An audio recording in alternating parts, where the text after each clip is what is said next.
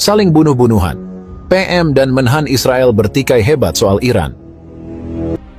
Israel, negara yang dikenal dengan kekuatan militernya, kini menghadapi ancaman dari dalam. Kerusakan internal mulai menggerogoti pemerintahan saat serangan Iran, dan sekutu-sekutunya menimbulkan kehancuran besar di tanah Israel. Dalam situasi yang sangat tegang ini, perselisihan antara Perdana Menteri dan Menteri Pertahanan Israel kian memanas, hingga terjadi bentrokan hebat yang mengungkapkan keretakan dalam pemerintahan negara tersebut.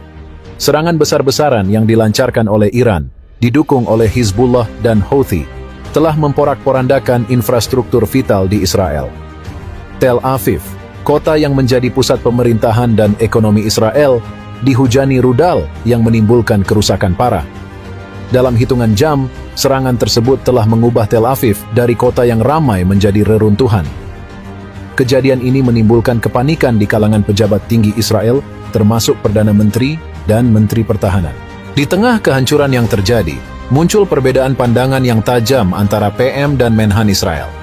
Perdana Menteri, yang dikenal dengan pendekatannya yang lebih diplomatis, berpendapat bahwa Israel harus segera mencari jalan damai untuk menghindari kehancuran lebih lanjut. Sementara itu, Menteri Pertahanan, yang terkenal dengan sikap kerasnya, bersikeras bahwa satu-satunya cara untuk merespon serangan Iran adalah dengan membalasnya dengan kekuatan militer yang lebih besar. Pertikaian antara dua tokoh penting ini dimulai dalam sebuah rapat darurat yang diadakan untuk membahas langkah-langkah yang akan diambil oleh Israel sebagai respons terhadap serangan Iran. Dalam rapat tersebut, Perdana Menteri menekankan perlunya pendekatan yang lebih hati-hati dan mempertimbangkan kemungkinan untuk membuka jalur diplomasi dengan Iran dan sekutunya. Ia menyarankan untuk mencari dukungan internasional agar serangan balik dapat dilakukan dengan lebih terkoordinasi dan efektif. Namun saran ini ditolak mentah-mentah oleh Menteri Pertahanan. Dengan nada suara yang keras, ia menegaskan bahwa pendekatan diplomatis hanya akan memperlihatkan kelemahan Israel di mata musuh. Menurutnya, Israel harus segera melancarkan serangan balasan yang lebih dahsyat untuk menunjukkan bahwa negara tersebut masih memiliki kekuatan dan tekad untuk melindungi kedaulatannya. Menteri Pertahanan menuduh Perdana Menteri tidak cukup tegas dalam mengambil keputusan, yang akhirnya memicu ketegangan di antara keduanya. Seiring dengan semakin besarnya ancaman dari luar, konflik internal antara Perdana Menteri dan Menteri Pertahanan pun semakin memanas. Setiap kali diadakan rapat kabinet, suasana menjadi semakin tegang. Para menteri lainnya terpecah antara mendukung pandangan Perdana Menteri yang lebih diplomatis atau mendukung Menteri Pertahanan yang menginginkan serangan balasan yang keras.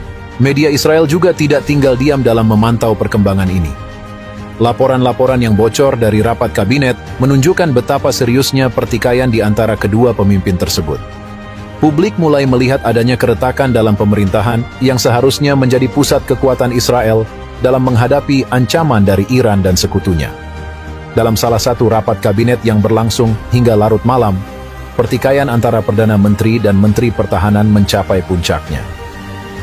Menteri Pertahanan dengan keras menyebut Perdana Menteri sebagai pengecut yang tidak berani mengambil langkah-langkah tegas demi keselamatan rakyat Israel.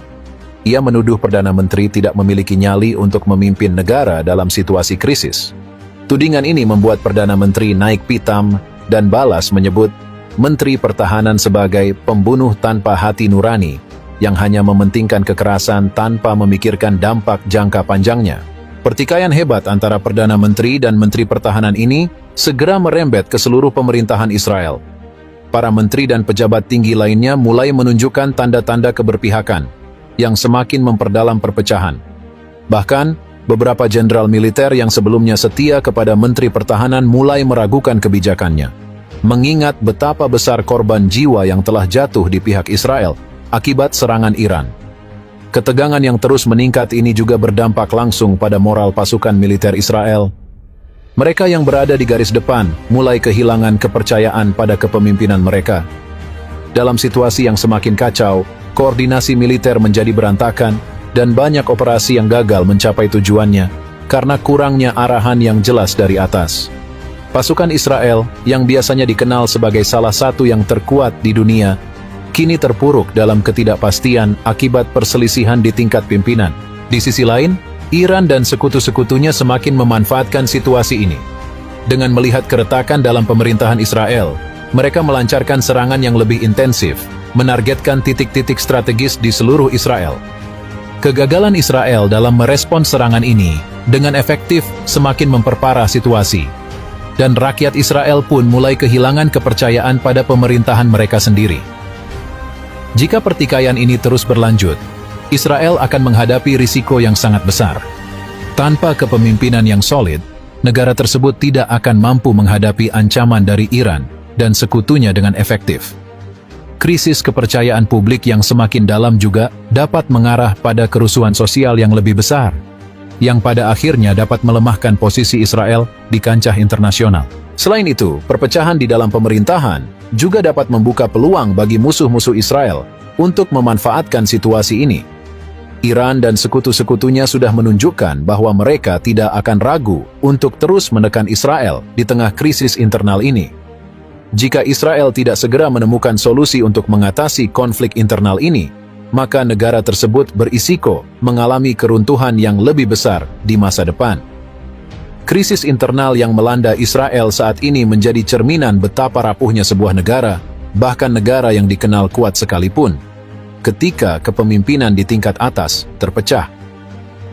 Pertikaian antara Perdana Menteri dan Menteri Pertahanan Israel telah memperlihatkan bahwa ancaman terbesar bagi suatu bangsa tidak selalu datang dari luar, tetapi juga bisa berasal dari dalam.